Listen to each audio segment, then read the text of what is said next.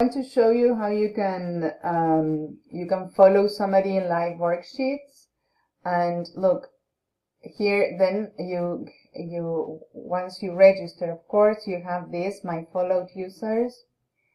And I wanted you to show these married ESL resources because this person has a lot of these kind of activities that we are doing. Wait, hold on a second. This one.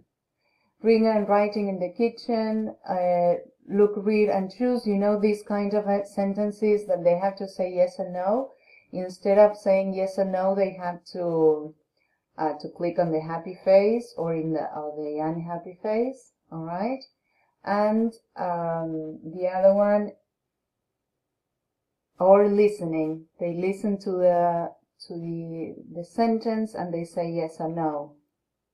The girl is wearing a pink skirt.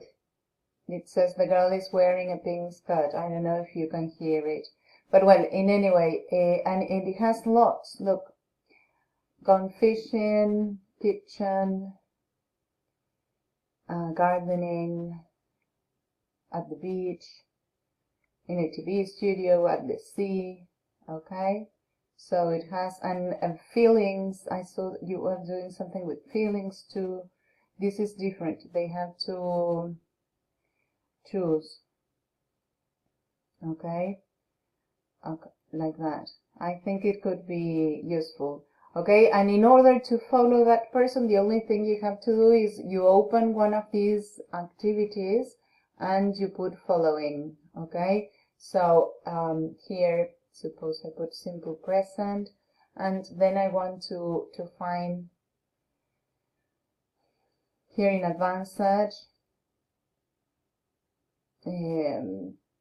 only my followed users, and it will show me by this one again. It's married ESL resources. Okay, and well, it will show me the simple present things. Well, that's all. Thank you.